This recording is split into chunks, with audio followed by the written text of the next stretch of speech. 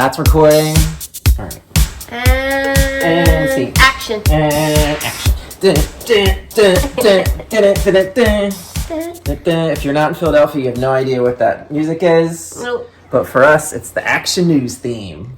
Good old Channel 6. Shout out to Channel 6. Shout out That's Channel my 6. channel. That's my news channel. That's right. Yeah. We talked about that last time. I'm not mad at NBC, but I'm an ABC girl. I second to NBC if there's a problem with ABC programming. I like NBC. ABC is okay. CBS, what? No, I don't do Channel 3. Well, here it's Channel 3, but wherever everyone else is. Yeah.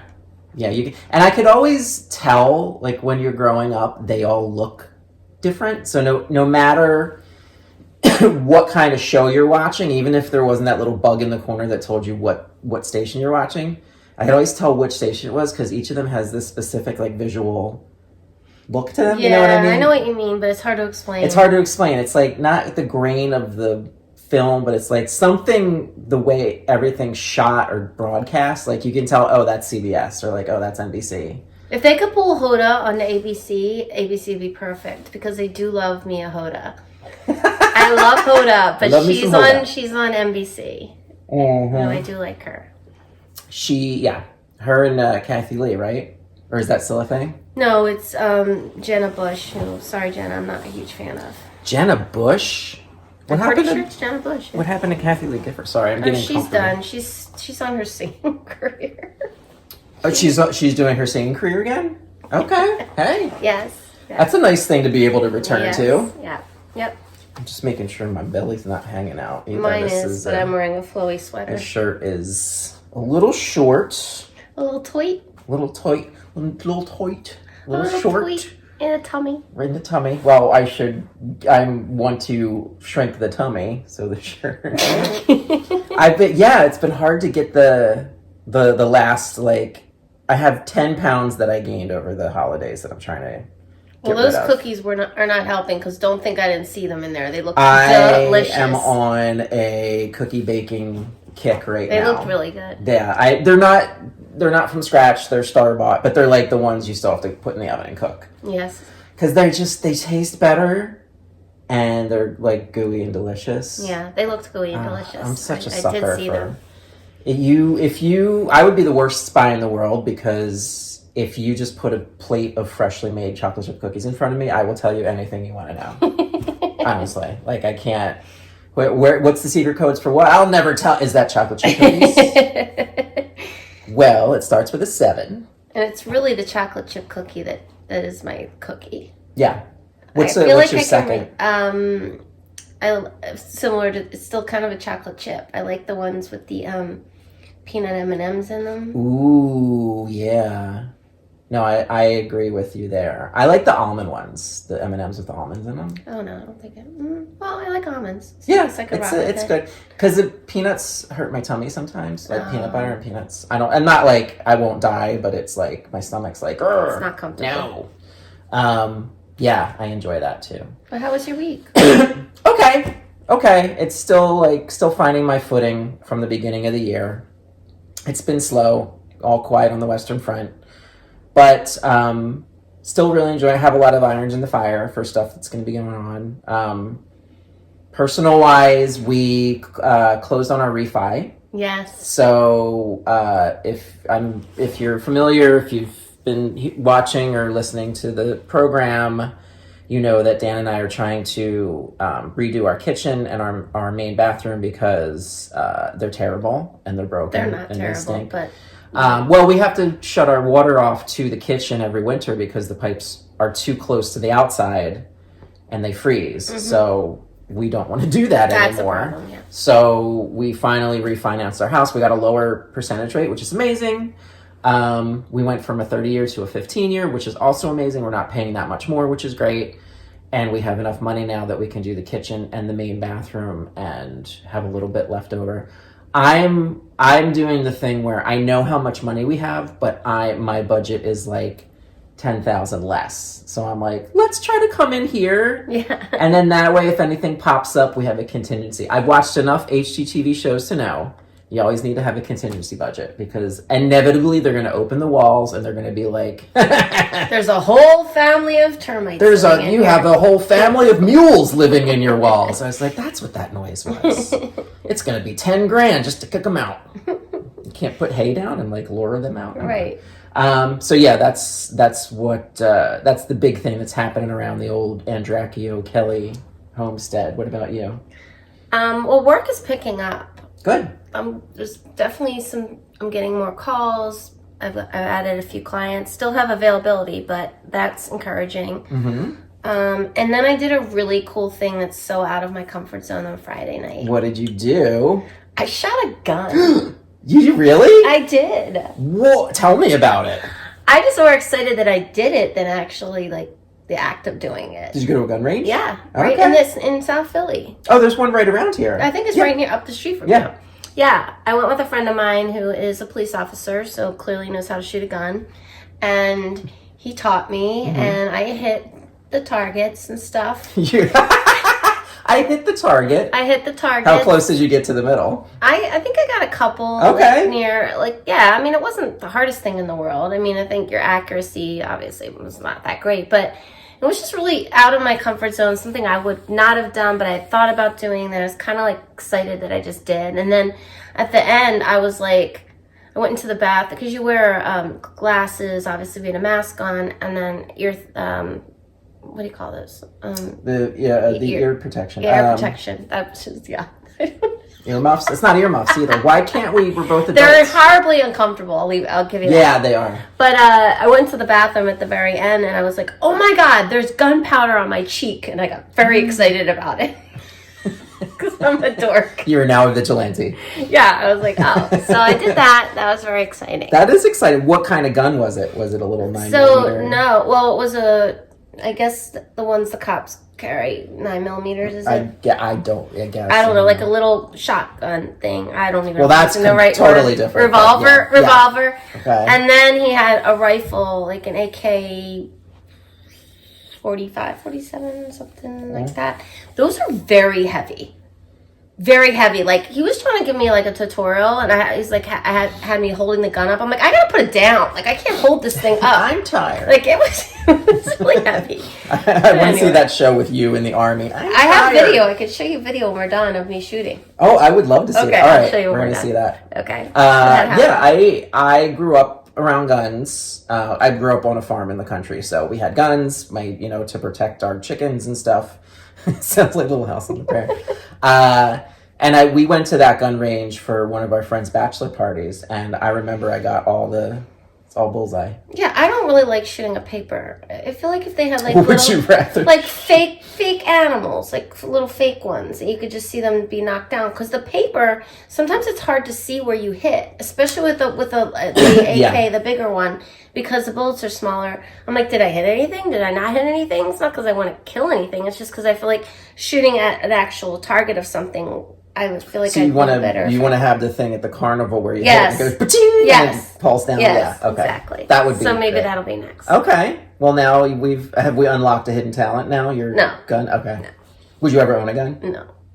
Yeah. At one point I'm talking and I'm doing this and he's like, put the gun down. Oh yeah. See, this talking is why with your hands and owning a gun. I mean, I didn't have my finger on the trigger, but there's also like 10 times at least during where he'd be like, take your finger off the trigger. I mean, I was pointing the right way, but like, take your finger off the trigger. I was so patient. Yeah, it's a rest thing or whatever. It's like I wasn't gonna shoot it, but it was there. You can always tell when they're doing it right in the movies and TV because they have their pointer finger like off the trigger on the side of the gun. Like that's what you're supposed to do. Mm-hmm. I know that much.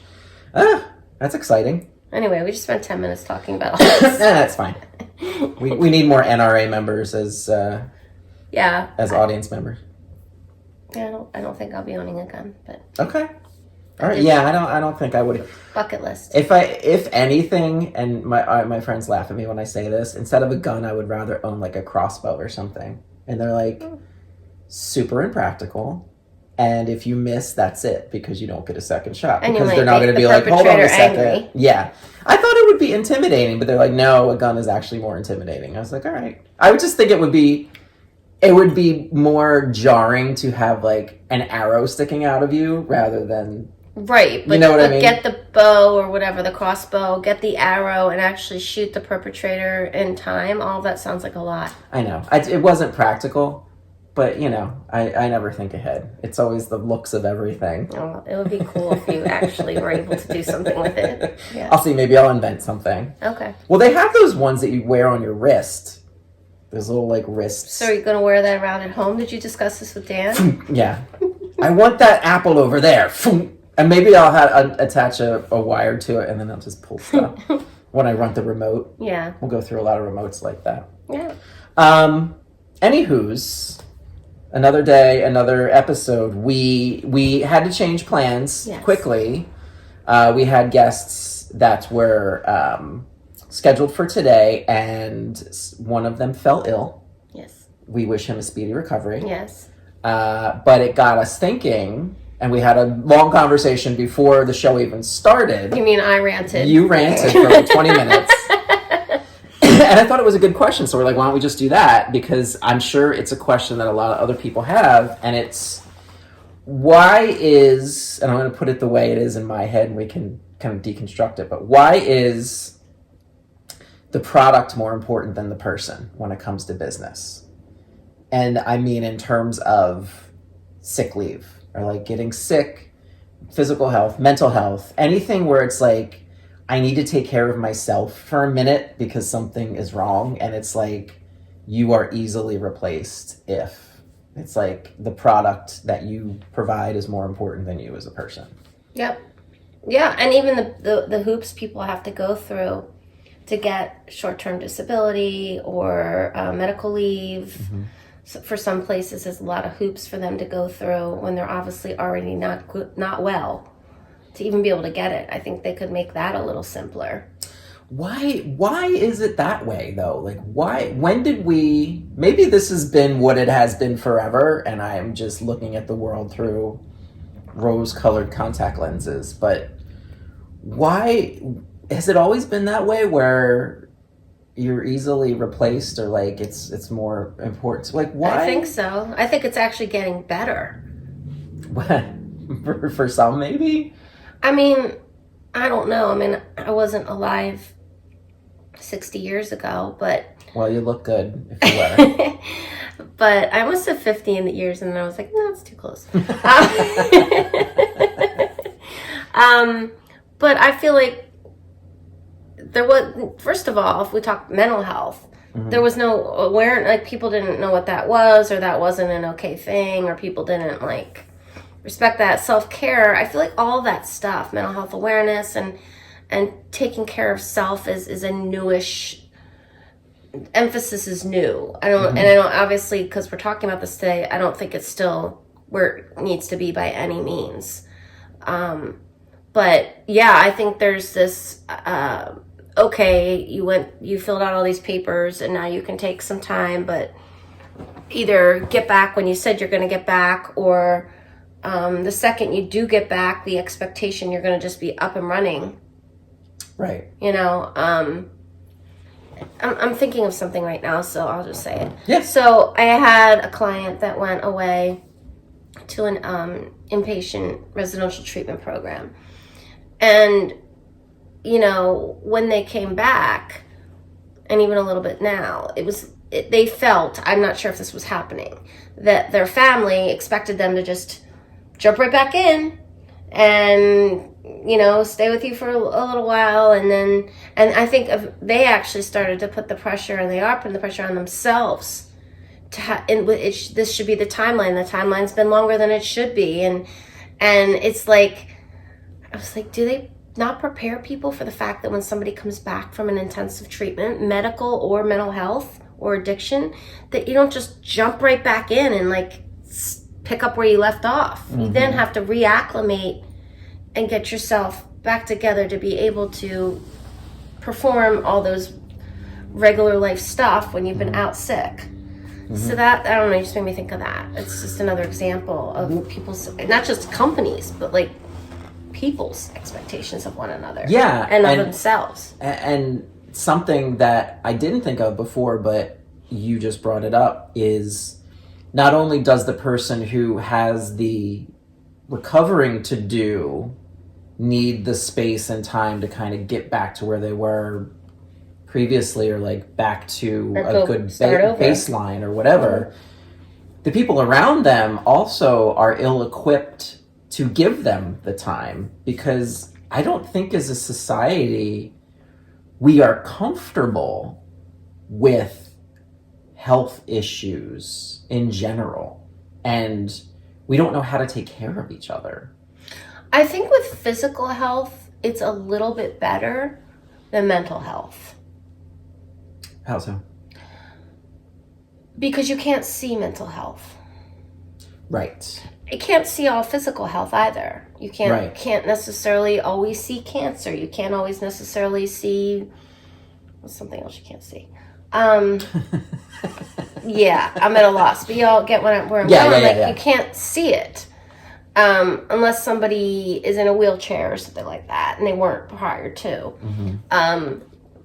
So because mental health is not seen, and some physical health as well, I feel like people are like, oh, you're fine now. Oh, you went and you got fixed. It's this mentality like you're going somewhere and you're getting fixed, and now you're back and let's go. Right. We don't want to talk about it. It's like, okay, everything's back the way it was. Great. Let's move on, because we're so uncomfortable with the idea of I don't know if it's that what popped into my head when you were talking about it's mental health is not seen, like sometimes physical health issues cannot be seen. Absolutely, yeah. Sometimes I read these stories online of people who are like policing handicap spots in like parking lots. I don't even know if they're called that anymore. Are they? Parking lots? There's parking spots, the like special parking spots towards the front of the... Yeah, for disabled people. I'm sorry if I said handicap. I don't know. Well, they still call it that. Right. On the signs, okay. I feel like. I just want to make sure I'm calling it the correct thing. But people who have the placards and everything, but don't look like... And then like Joe Schmo or like Karen comes out and is like, you can't park there. You don't have a disability. And they're like, who are you? You know, like I think it's not seen as, oh, this person needs that spot or needs the help or needs a little extra time to do stuff. It's like you're taking the easy way out, or like you're being lazy or something. And it's this weird mentality that surrounds any kind of I need assistance, or I'm not 100% right now. I need like understanding and space and help. And I think we're all generally as a society ill-equipped to help people when they're like that. Yeah, I think if somebody visibly is not well, then there's a totally different response. You know, if we see somebody, I don't know, somebody passed out or somebody's overdosed or something like that, people like all there to rush in and make sure they're okay. Granted, they could die, so I get it, but right.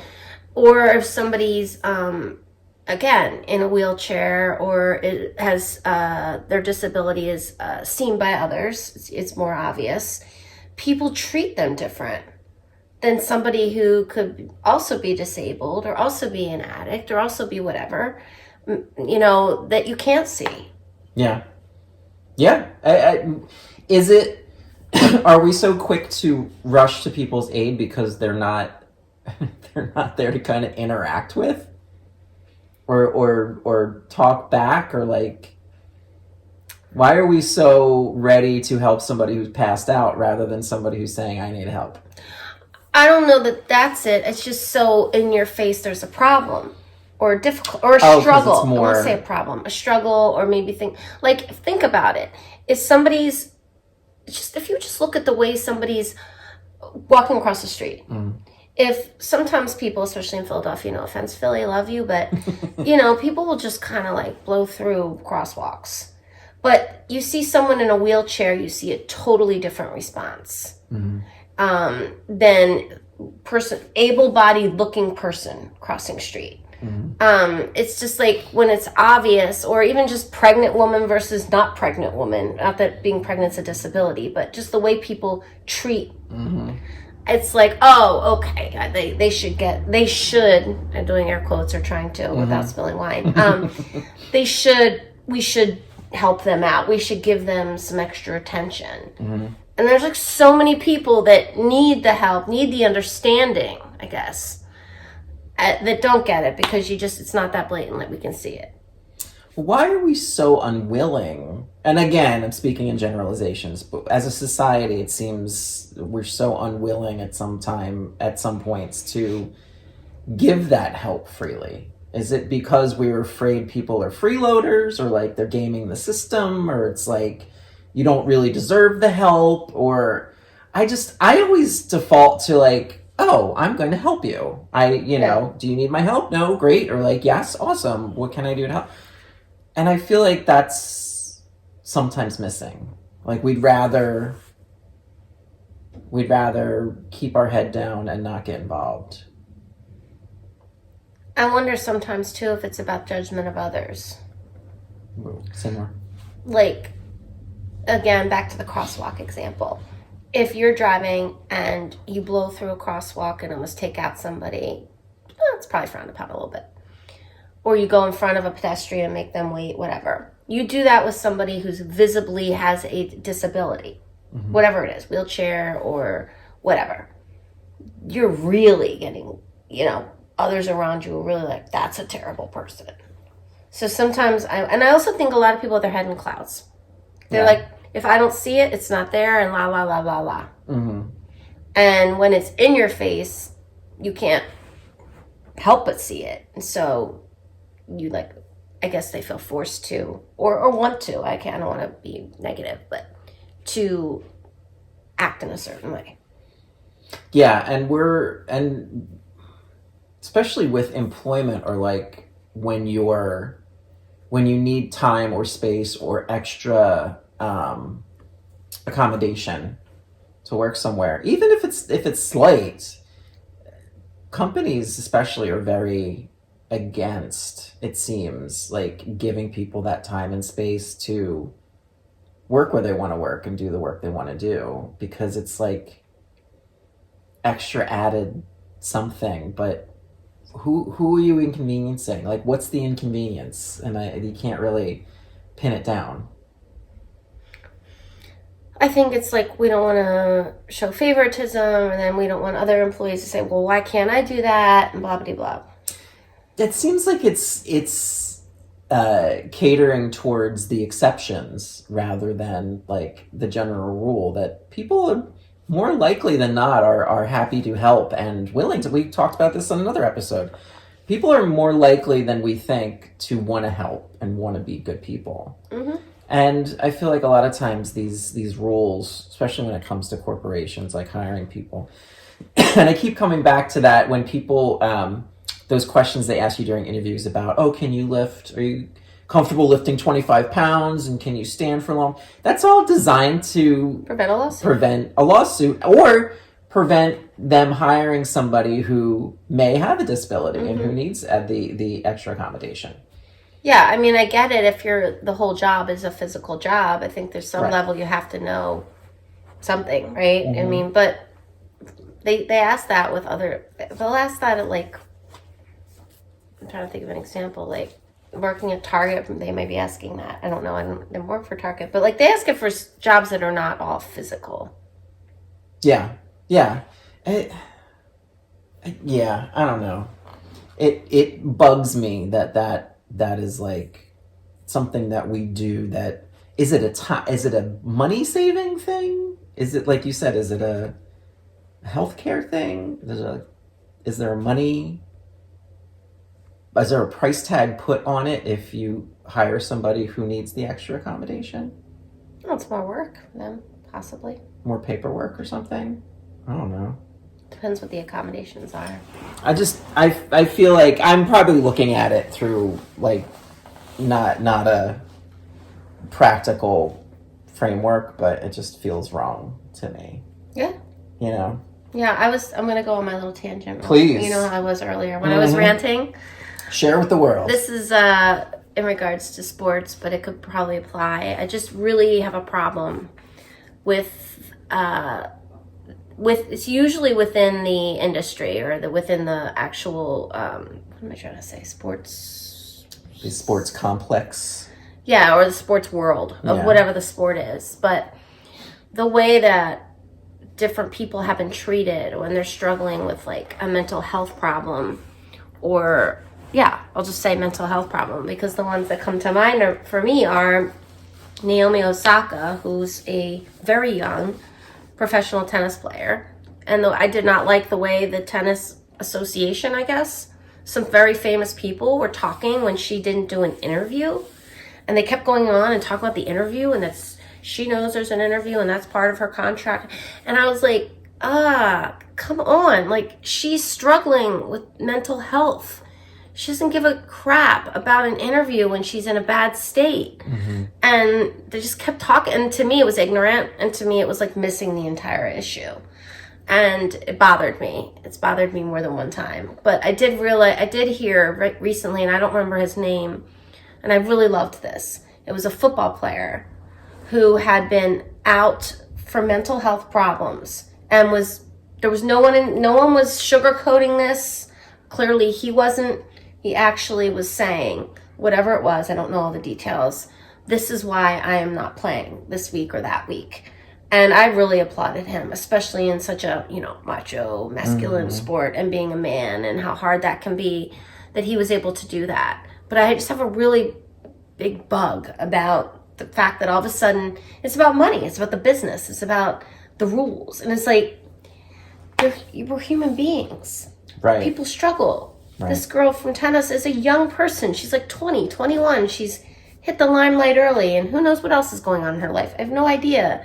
And lots of us go through that. But when you're famous and you're in the spotlight, the scrutiny and the criticism, it just pisses me off, to be quite honest. It is infuriating to see it. And I think, in my mind, there's two things going on there. Number one, again, the product is more important than the person, because these sports figures, they bring in a lot of money for these organizations. Mm-hmm. And if you're not acting within this certain spectrum of acceptable behavior, you run the risk of not bringing in as much money, or changing the fans' idea of you, mm-hmm.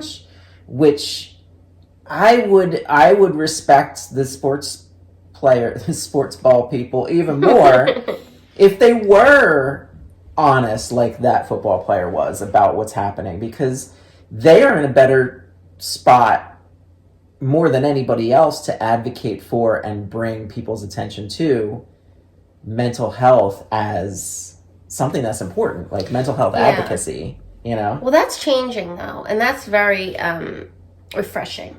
Mm-hmm. A lot more people are speaking up. You see the celebrities and people in the media are coming out and saying, I have bipolar, or I had this, and they're being more open and honest. And I think that's amazing for physical health as well as mental health. I love that that's happening more, and that it's making them more real, I think, also. Mm-hmm. But just also, I don't want to say normalizing it, but I guess that's the right way of saying it, that hey, lots of us go through this. Mm-hmm. Not just, even people on TV that make lots of money. And so that's one of the things I've really, really liked that I've seen happening. Even this morning I was watching, this is a little bit different, but I was watching Good Morning America, and ABC's going to have to start giving us money. Where are you? Amy Schumer was talking about the fact that she got liposuction proudly. And I was like, all right, girl. Like, I liked that. And I thought, again, not that everyone should go get liposuction, but that she would just be transparent and talk about, she also had endometriosis and has been through a lot of health problems that were very serious. But she didn't have to add that part in, right? Right. She did, though, and I really liked that. Well, I'm glad you said that, because that brings up the other point I was thinking about when you're talking about Naomi Osaka, mm-hmm. is it's different for men versus women. Absolutely. Or people who identify or present as men versus people who present as women. The standards are different. And as we're talking about Amy Schumer, I just kept thinking to myself, Men want women to look a certain way, but berate them for actually getting a procedure done to have them look that way that you want them to look. It's like a no-win situation, and we may be getting off topic, but I think it's still connected to what we started out with before of like the product is more important than the person.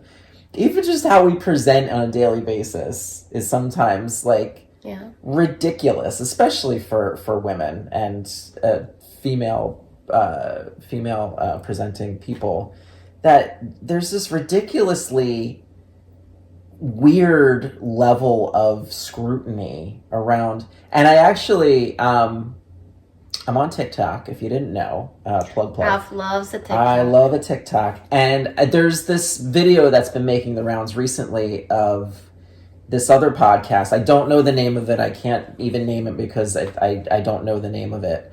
But it was guys sitting around talking about they were making the not the connection, but the like metaphor or simile of women and men and like locks and keys, and like a key that opens a bunch of different locks is a master lock and it's a better key, or a key that opens a bunch of locks is a master key and it's a better key than other keys. But a lock that it can be opened by many keys is a crappy lock. I almost cursed. You just said shh. A lock. It was and a lot of people are stitching those videos and like burning them down because it's ridiculous. Like the metaphor doesn't even make sense. But just the twisted into a pretzel logic of men want women to look a certain way and act a certain way and be like these chaste virginal creatures that but then if they happen to be sexually active, then they're all of a sudden ruined and terrible, and like you can't have sex with too many people, but you want them to be knowledgeable and mature, and like it's like, and then guys don't have to follow any of that. No. It's like none of that makes any sense and is in no universe, either this one or any parallel universe, even remotely possible. Yeah, and I think, not to jump back for just a second, but with Amy Schumer, first of all, liposuction is very dangerous. And it's not, plastic surgery depends on the person and why they're doing it. I think with her, the way it was presented was definitely like something that she wanted to do for herself. And just the way she is anyway. I mean, she's not into like, I don't know. But anyway, I don't know why I had to clarify that, but I felt like I did. No, it's important. I think, because when he talks about somebody just making a decision for themselves, it's going to make them feel better. And that's what they were talking about. And that's why she did it. And she felt good about it. And so she's sharing it. Yeah. Yeah. I mean, if you're doing it for yourself and it's something that's going to make you feel good, do it. Like, it doesn't matter what anybody else thinks. But that's it. We're too up in everybody's business too much all the time. Like, let people be people. Yeah. Worry about your own stuff. It's aggravating sometimes. Yeah. But I think back to the original question that, there's still so much work to be done around prioritizing self-care and taking care of yourself. It still seems that a lot of people put a ton of pressure on themselves and allow that productivity through work to be more important than caring for themselves. Mm-hmm. Maybe, I think that's what's going into the Great Resignation that's happening right now. I think so too, actually. A lot of it is, and I've seen a lot of people on newscasts prognosticating about, well, why is this happening? Where's everybody going? What's happening? They don't, these jobs are there and they don't want them because probably they're over it. They're over it. Like, they're over being used by a system that treats you like a cog and you're completely replaceable. And it goes into what we've been talking about today of, sure, you get this job, but if you need time to actually be a human being, that's unacceptable. And we're going to need to find somebody else. Oh, you're going to be away how long to have a baby? Oh, no. Right? Your job will not Everybody be has a baby. A baby? Like, that's when you said being pregnant isn't like a disease or like a pre-existing, can it? Yeah, Well, technically. yeah, now that you look at it that way, I bring it up, yes. I just didn't want anyone to think that I was trying to compare being pregnant as a disability in case that was offensive. No, yeah, I didn't want to offend anyone that way. But I do think that what you're saying happens all the time, yeah. Yeah, and it's ridiculous. And I know there are some countries who have a completely different idea, other than America, of how mental health is actually important. And I think quality of life in those countries far exceeds ours. Oh my God, like the siesta? Oh my God. Where is that? Countries that have the siesta or like the mid-afternoon, like everything closes down and people just have a drink and relax and nap and whatever. Great! I know. It sounds so great. amazing. Why do we live here? That's amazing. Maybe because we were founded by Puritans. I don't know, but it just seems a lot of Spain right now. A lot of stuff in this country seems a little bit backwards than everybody's. But yeah, that like stuff like that, and it all comes back to me thinking that when that happens, people think, oh, it's just people being lazy. You got to work, you got to earn. Oh my gosh, you got to earn it. Work hard, play hard. The number of times I have this conversation in a week is insane, because it is so hard for not just my clients, a lot of people. If you're just laying around or whatever, or you're feeling unmotivated with work, the talk in people's heads to themselves is incredibly bad, incredibly damaging. And that's what I was saying earlier, that the whole being productive and performing, and for some people they need to be perfect and excel at work, like taking care of themselves is like down here. It's astounding.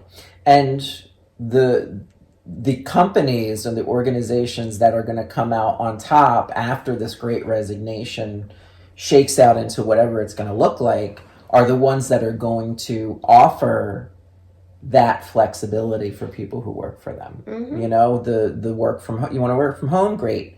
You want to come into the office? Great. You want to do both? Great. You need more time to live your life? Great. Yeah, those are the kind of companies that are going to make out like gangbusters, because people are going to want to work for them, because this pandemic and the quarantine and the time off and the working from home and being isolated, it was just the impetus people needed to say, you know what, screw this noise. I have too much else going on. There's this shared trauma that we're all going through, and if my job is adding to that trauma, no thank you. I'm going to find a place that actually respects me as a human being and realizes that the happier I am at home, and the more the job fits into my life and not the other way around, the better performance I'm going to show. Yep. It's not that hard. I don't know why these companies don't figure it out. Yeah, right? I mean, we're so smart. I know that. Just come to us, companies. We'll help you figure this out. Yeah. But but we're so focused, corporations, I think, are so focused on getting their CEOs to shoot themselves into space that at the expense of our health, right, both physically and mentally and emotionally, Yeah. It's ridiculous how over the course of the pandemic, people have lost their jobs, people are going bankrupt, stores are closing, businesses are shutting down, people are dying, and 3 or 4 old rich white dudes decided this would be a perfect time to shoot themselves into space. Like, do you notice what's happening? Did you look around? No, they don't. Right. And it's at the expense of their employees' well-being. And it doesn't have to be that way. And I, for one, am happy that I see people insisting upon, I'm going to find a job that works for me and not the other way around. Yeah, that is refreshing. It's really refreshing. And hopefully companies are going to get the hint, and they have to change the way they do business. Yeah, I'm thinking about it as you're talking, and I do have several clients that have that exact thing has happened for. This is ridiculous, what's being done to me here, and what this is doing to me, and I need to make a change. Yeah. And for them to be looked down on is atrocious, I think. Of saying, oh, they don't know they had it so good. These people are so entitled. But so many of the people I'm talking to, they have now hit a wall where they are basically saying they're not even doubting themselves anymore. They're seeing it through a different lens. Like, holy crap, what have I been doing? This is awful. I don't deserve this. And are really just shifting their whole thinking, which is great. Well, I think that's what I was getting at with this, the quarantine being the impetus. You get pushed to a point where all your defenses kind of go out the window, and you're like, you know what? Nope, I'm not doing it anymore. Yeah. I don't care what anybody thinks. I don't care what people are going to think of me or what they're going to say or what happens. There's things that are more important than having this job. Yep. And a lot of it is people saying, I want something that is fulfilling. Yeah. I want something that I'm good at, that I don't want to get a job just because I need a job. I want to have something where I'm respected and trusted and lifted up and trained, and I want to work for leaders who want me to do better than them, which is the hallmark of a good leader. If you're running or you're in charge of a team and everybody on that team gets promoted out or does other wonderful things from you being their manager, you've done your job. Congratulations. That's what it's supposed to look like. You're not supposed to hold people under your thumb and no, I'm the boss. No, you're not a boss. You're a terrible boss. If you say that all the time. You're a horrible boss. Bad boss. But yeah, it's less product over people and more people as people. People over product. People over product, right? So if you are somebody who's in transition and looking for something, and you doubt yourself at all about, oh, am I doing this right? Maybe I should just go back and take that job I don't want and suck it up. Don't do that. You're on to something. There's a lot of people who are doing that. The more people that insist on roles and careers that are balanced and complement their life, the more companies will shift. And more those positions will pop up and become available, and then that becomes the norm rather than the exception. And that's hopefully where we're headed. Yeah. Oof. I'm out of breath. Did that make sense? I feel like we touched on a ton of different things. Well, we've been bouncing around, but that's what we do. But I think we made sense. I think, I want to add, I not only want to advocate more for people who are in transition, because that's my job. I help people advocate for themselves to change for the better and become their best selves. But I want people to start doing it for themselves. Yeah. I want people, and then spread the love, help each other do that too. And I know it's tough out there, but there is hope. There is hope. There is. I believe in that. Yeah, I like that. That was good. So if you are in transition and you need a little bit of help or guidance and want to connect with somebody like us, our contact information is on our homepage under this episode. It's always in the show notes.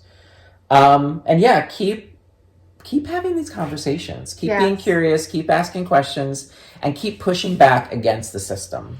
And keep sending us your questions, like a jump off from this or a jump off from a different episode. We really love getting the emails from people. Yeah. As to what you're thinking. Yeah, we've always been getting really good feedback about this, and we wanna connect with people more. So keep it going. All right, folks. Thank you. This has been fun. See you next time. We'll see you next time on next episode of. Hey, let me ask you something. We need to come up with a jingle or something. We do need a jingle. I would love a jingle.